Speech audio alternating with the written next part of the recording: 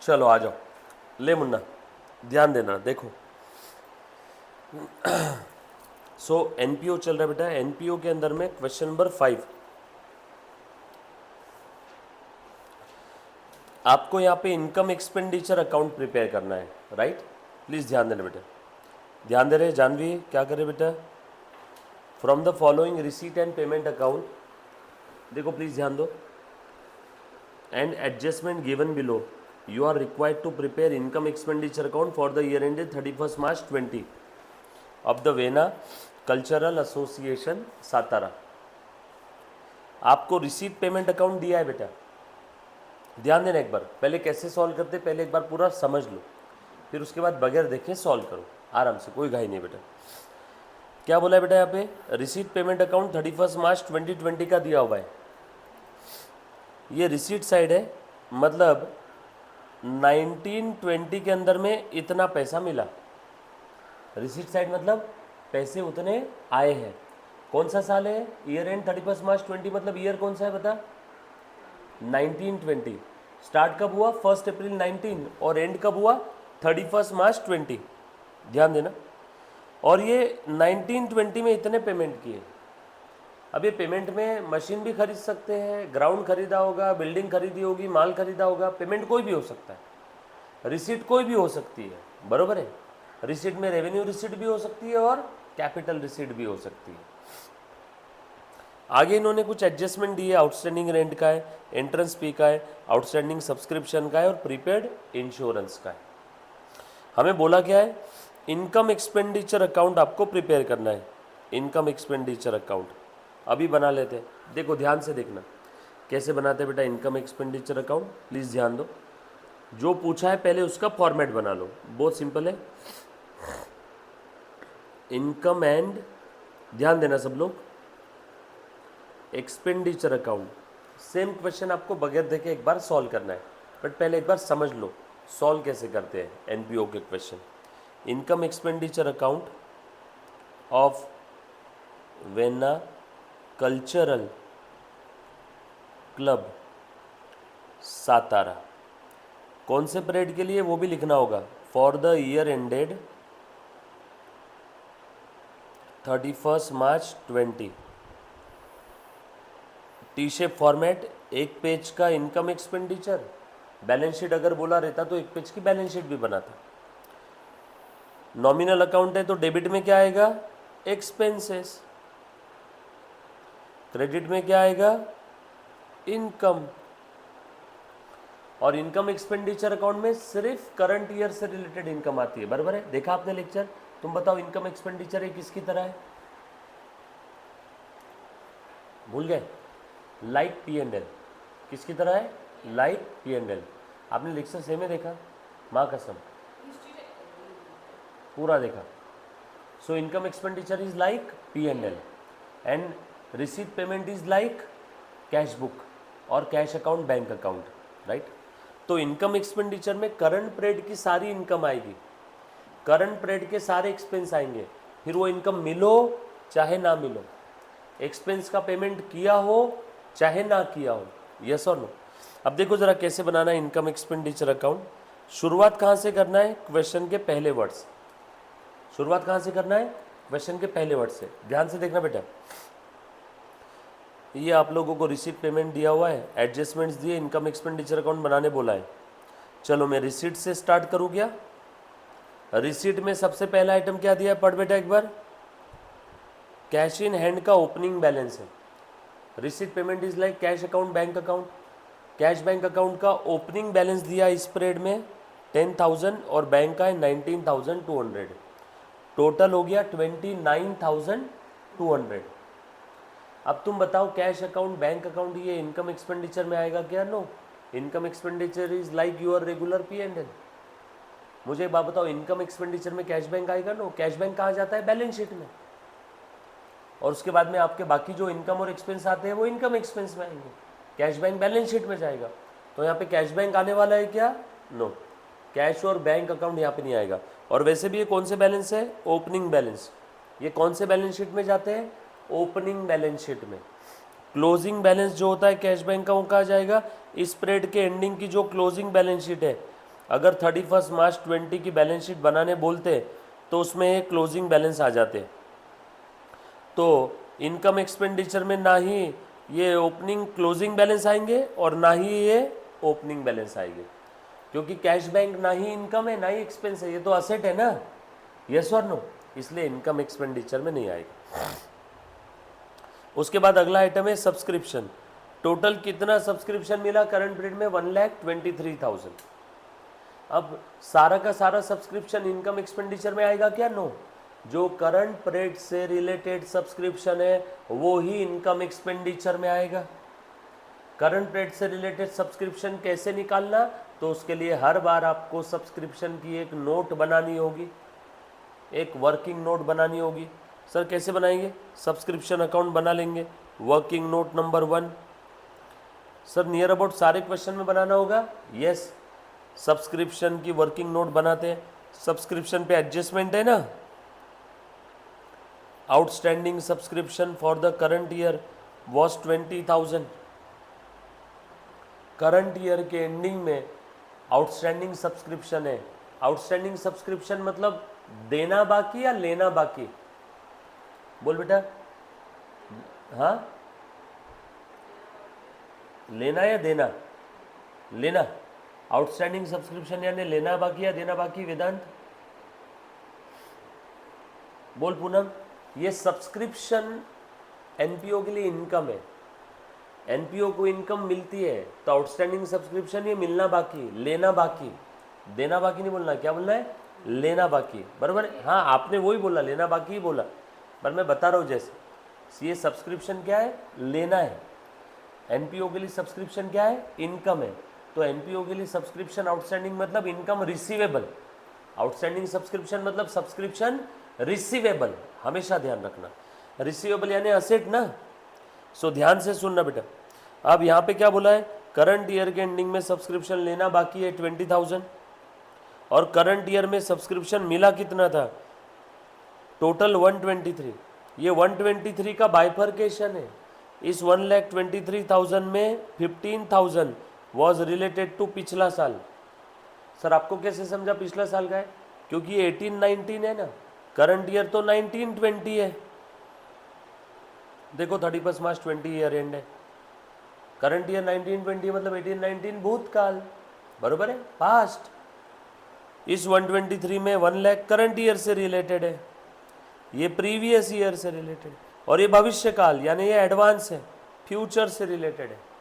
कुछ बात समझ में है सभी को? सब अच्छे से ध्यान से सुनना। मैं सब्सक्रिप्शन अकाउंट बना रहा हूँ, यही सबसे इंपॉर्टेंट नोट है, बरोबर है? देखो बेटा, सब्सक्रिप्शन अकाउंट में रिसीवेबल सब्सक्रिप्शन यानी असेट यानी डेबिट बैलेंस यानी ओपनिंग बैलेंस डेबिट में, जो मैंने लेक्चर में बताया था, यानी ओपनिंग आउटस्टैंडिंग, ओपनिंग रिसीवेबल यहाँ पे आएगा, क्लोजिंग आउटस्टैंडिंग यानी क्लोजिंग रिसीवेबल सब्सक्रिप्शन यहाँ पे आएगा। वही सैलरी आउटस्टैंडिंग होती तो क्या मतलब होता? बताओ जरा मुझे, बोल बेटा।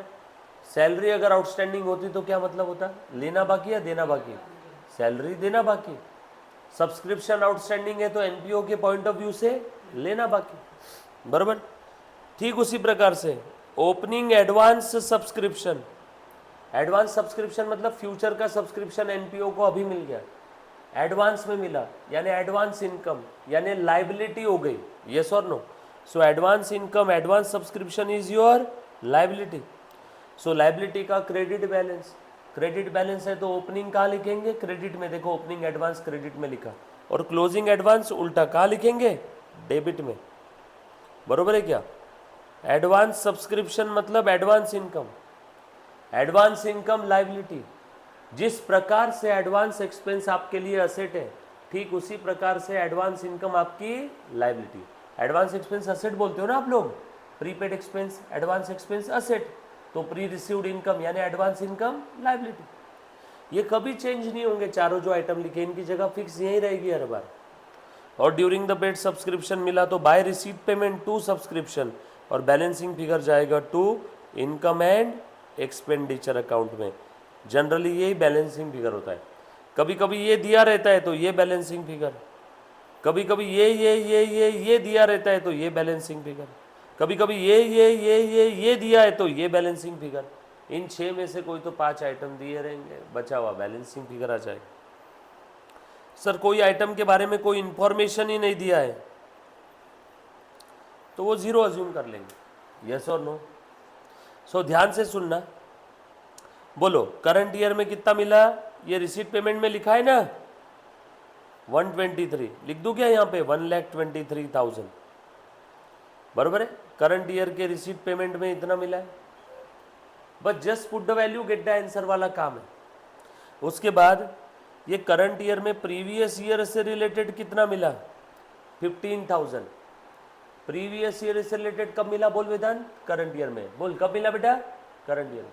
करंट ईयर में पिछले साल का मिला, मतलब पिछले साल में वो नहीं मिला था तभी करंट ईयर में मिला ना, पिछले साल में वो नहीं मिला मतलब वो ओपनिंग आउटस्टैंडिंग में आ जाएगा। पिछले साल का 15,000 मिला कब, करंट ईयर में, बरोबर है। तुम लोगों ने कल की टेस्ट आज दिया, इसका हिंदी भाषा में मतलब है, मतलब तुमने कल नहीं दिया था। पिछले साल का सब्सक्रिप्शन ये 15,000 इस साल के रिसीट पेमेंट में आया, मतलब वो पिछले साल नहीं मिला था, मतलब पिछले साल के एंडिंग में मिलना बाकी था। पिछले साल के एंडिंग में मिलना बाकी था मतलब रिसीवेबल था, मतलब करंट ईयर का ओपनिंग रिसीवेबल बन जाएगा। पिछले साल का क्लोजिंग रिसीवेबल था 15,000, तो वही करंट ईयर का ओपनिंग रिसीवेबल बन जाएगा 15,000। उसके बाद करंट ईयर में कितना एडवांस है 8,000 क्लोजिंग एडवांस। करंट पीरियड में आपको मिला 21,000, 8,000 जो अगले साल से रिलेटेड है, तो ये क्लोजिंग एडवांस हो गया, ये भी लिख दिया 8,000, बरोबर है क्या। ये 1 लाख तो इसके अंदर में आ ही गया ना 123 के अंदर में, पूरा रिसीट पेमेंट के अंदर में। मुझे बस ये देखना था opening outstanding, opening advance, closing outstanding, closing advance के बारे में क्या क्या बोला हुआ है, closing outstanding, closing advance, opening outstanding, opening advance. तो क्वेश्चन पढ़ के मुझे बस ये समझ में आया कि ये ओपनिंग आउटस्टैंडिंग है, पिछले पीरियड में नहीं मिला इसीलिए करंट पीरियड के रिसीट पेमेंट में मिला। करंट पीरियड के अंदर में अगले साल से रिलेटेड 8,000 मिल गया, मतलब ये करंट ईयर का एडवांस है 8,000। मतलब किसी मेंबर ने फ्यूचर का सब्सक्रिप्शन इसी साल दे दिया, मे बी वो अगले साल इंडिया में नहीं होगा, उसने अगले साल का इसी साल दे दिया। और एडजस्टमेंट में लिखा है करंट ईयर के एंडिंग में अभी भी आना बाकी है आउटस्टैंडिंग 20,000, करंट ईयर से रिलेटेड, करंट ईयर से रिलेटेड अभी भी 20,000 आना बाकी है क्लोजिंग आउटस्टैंडिंग। बताओ इसके बारे में कुछ नहीं बोला है तो 0, ये आ जाएगा बैलेंसिंग फिगर। बोल बेटा कितना आया, फिर निकाल बेटा कितना आया, 1,23 और 20 1,43,000, 143 में से ये 15,823 चले गए, बोलो बचा कितना बेटा 1,20,000। सो 1,20,000 ये कहाँ जाएगा, इनकम एक्सपेंडिचर अकाउंट में। ये कहाँ जाएगा, वैसे इस क्वेश्चन में बोला नहीं लेकिन बता देता हूँ, अगर ओपनिंग बैलेंस शीट बनाने के लिए बोली तो ये ओपनिंग बैलेंस शीट में जाएगा। ये कहाँ जाएगा, opening advance, opening balance sheet, but इस क्वेश्चन में बनाने बोला ही नहीं। ये कहाँ जाएगा, क्लोजिंग और रिसीवेबल है, रिसीवेबल असेट बैलेंस शीट में जाती है ना, ये जाएगा क्लोजिंग बैलेंस शीट में। ये कहाँ जाएगा, क्लोजिंग बैलेंस शीट के लाइबिलिटी में, लाइबिलिटी है ना ये रिसीवेबल कहाँ जाएगा, एसेट में। ये ओपनिंग बैलेंस शीट के लाइबिलिटी में, ये ओपनिंग बैलेंस शीट के एसेट में, आउटस्टैंडिंग है ना वो। बट ना ही मुझे इस क्वेश्चन में ओपनिंग बैलेंस शीट बोला है ना ही क्लोजिंग बैलेंस शीट बोला है, मुझे सिर्फ और सिर्फ इनकम एक्सपेंडिचर अकाउंट बनाने बोला है। तो ये जो फिगर है सिर्फ यही फिगर लिखूंगा, ना ये ना ये ना ये ना ये। कौन सी फिगर लिखना है, सिर्फ इनकम एक्सपेंडिचर की। कितनी बेटा 1,20,000। कहाँ लिख दूंगा मैं, इनकम एक्सपेंडिचर अकाउंट में।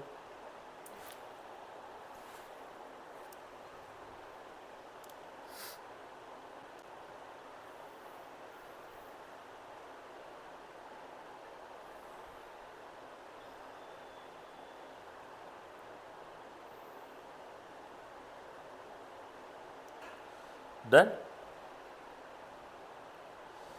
लिखो इनकम एक्सपेंडिचर के इनकम साइड में बाय सब्सक्रिप्शन, सब्सक्रिप्शन से कितना इनकम आया, वर्किंग नोट 1,20,000, बरोबर है क्या, 1,20,000। ये देखो ये लोग क्वेश्चन में कैसे एडलेस का लफड़ा करते रहते हैं। 120 हम लोगों को वैसे एडलेस नहीं करना है, क्योंकि एडलेस की लिस्ट आप याद करते बैठोगे तो आपकी गलती होने के चांसेस है। इसीलिए हम लोग हर बार क्या करेंगे, ये सब्सक्रिप्शन का अकाउंट बनाएंगे। एडलेस की लिस्ट याद नहीं करना, क्योंकि वो लिस्ट अगर आप याद कर भी लोगे तो क्वेश्चन में डेटा अगर घुमा फिरा के दिया तो ऐड और लेस ये अपोजिट हो जाते हैं। इसीलिए वो लिस्ट याद नहीं करना। और आप अकाउंटिंग सब्जेक्ट पढ़ रहे हो तो ज़्यादा बेटर क्या है, अकाउंट बना करके बैलेंसिंग फिगर निकालो, राइट। उसके बाद अगला आइटम देखो बेटा क्या दिया है क्वेश्चन में, डोनेशन। ये कौन सा डोनेशन है बेटा, general purpose. General purpose donation क्या रहता है आप लोगों के लिए, इनकम। तो कहाँ लिखूं बेटा मैं, बाय डोनेशन, जनरल पर्पस है। स्पेसिफिक पर्पस डोनेशन होता तो वो कैपिटल रिसीट यानी बैलेंस शीट के लायबिलिटी में चला जाता, कैपिटल फंड में। याद आ रहा है क्या रे, इसके पहले के लेक्चर अगर देखे होंगे, एक मोहतरमा ने लेक्चर देखे बट भूल गई, फिर से देखो लेक्चर आज, याद है पक्का, भूलना नहीं बेटा ऐसा लेक्चर बिल्कुल भी। 25,000 ध्यान लगा के देख रहे जानवी मुन्ना। एंट्रेंस फी 15,000, कोई एडजस्टमेंट है क्या इस पे, yes 60% of the entrance fee capitalise करना है, यानी 60% एंट्रेंस फी कैपिटल रिसीट है, यानी बैलेंस शीट के लायबिलिटी में जाएगी, और बची हुई 40% 40% ये इनकम में आएगी। तो एंट्रेंस फी का 40% ही लेना है, क्योंकि 60% तो बैलेंस शीट में। बोलो बेटा 15,000 का 40% कितना आता है, 6,000। एंट्रेंस फी 40%, क्योंकि 60% क्या बोला है नीचे एडजस्टमेंट में, कैपिटल रिसीट, कैपिटलाइज करना है तो बैलेंस शीट में जाएगी, बट बैलेंस शीट बनाने बोला ही नहीं है। उसके बाद interest on FD, fix deposit पे इंटरेस्ट मिला, कोई एडजस्टमेंट है क्या इस पे, नो। लिख लो इनकम में 4,800।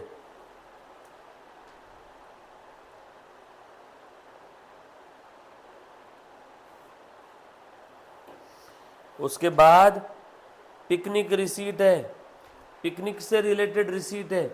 तो अब ध्यान देना, जब कभी भी काम की चीज़ बता रहा हूँ, ऑलरेडी पहले के लेक्चर में बताया था, एक बार वापस सुनना। जब कभी भी कोई स्पेसिफिक एक्टिविटी से हमें कोई रिसीट मिल रही है और किसी स्पेसिफिक एक्टिविटी के लिए खर्चा किया है, तो इनकम एक्सपेंडिचर में नेट रिसीट दिखाया करते हैं।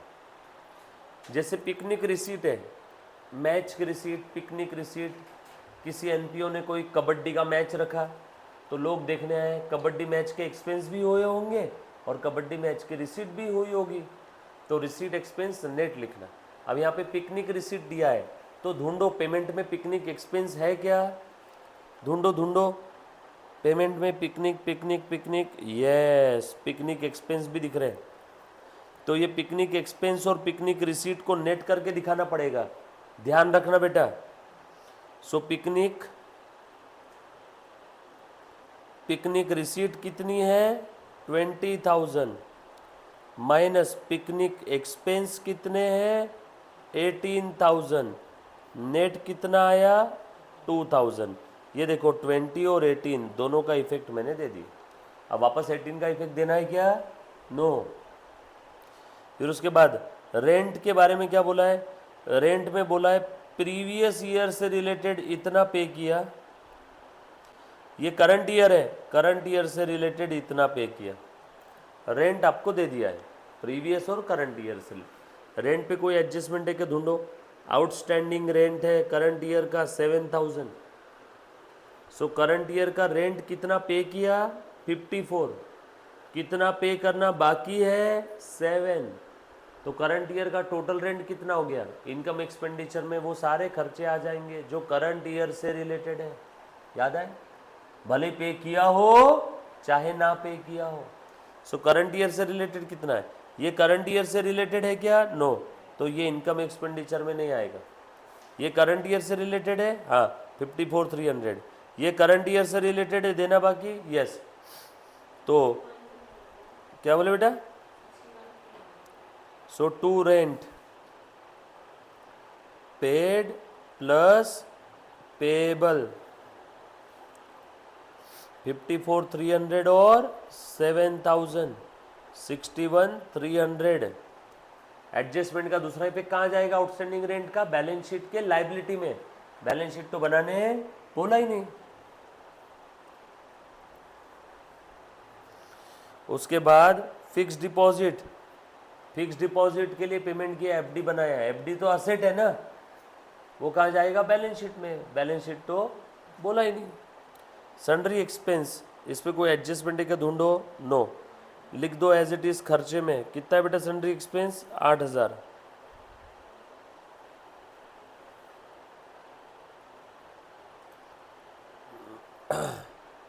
उसके बाद इंश्योरेंस 12,000, इंश्योरेंस पे एडजस्टमेंट है।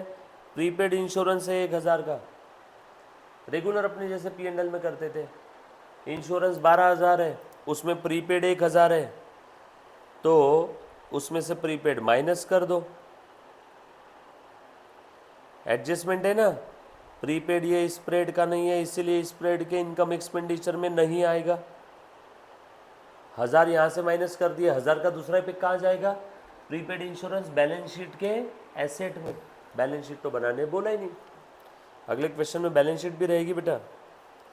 सैलरी 20,000, सैलरी 20,000, कोई एडजस्टमेंट है क्या सैलरी पे? नो, लिख दो एज इट इज खर्चे में। सैलरीज 20,000, एक्सपेंस में एक्सपेंस लिखना है, इनकम में इनकम। ट्रैवलिंग एक्सपेंस 13,000,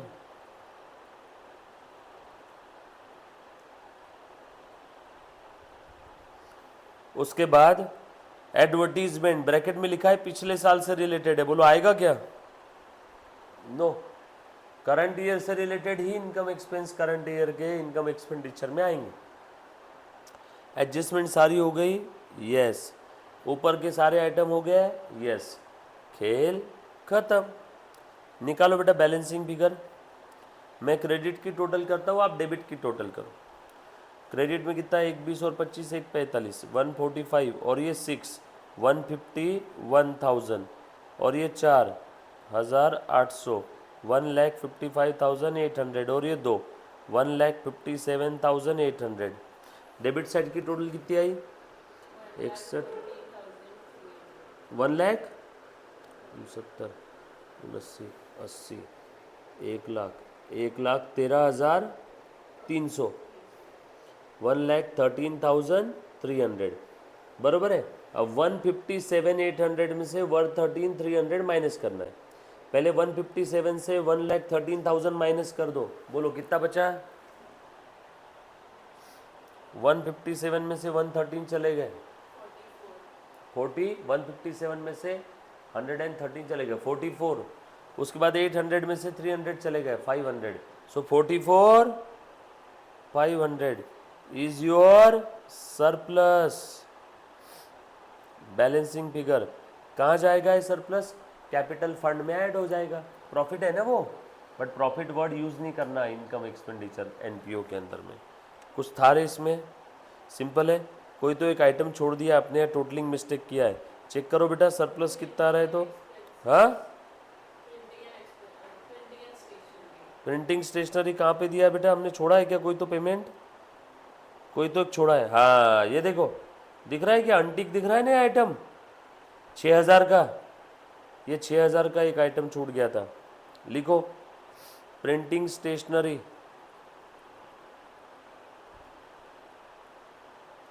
6,000 से खर्चा बढ़ गया तो प्रॉफिट कम हो जाएगा क्या? बोलो कितना आ जाएगा? 38,500। चेक करना तो 38,500। डन। सिंपल है क्या? लिखो, ये वर्किंग नोट भी लिखना है और ये आंसर भी लिखना है प्रॉपर। सारी चीज़ें सॉल्व करना है, बगैर देखे सॉल्व करो। आंसर चाहिए तो ही आंसर का रेफरेंस लो, कोशिश करो बगैर देखे सॉल्व करने की। करो बेटा सब लोग, ऑनलाइन ऑफलाइन जो भी देख रहा है बेटा। है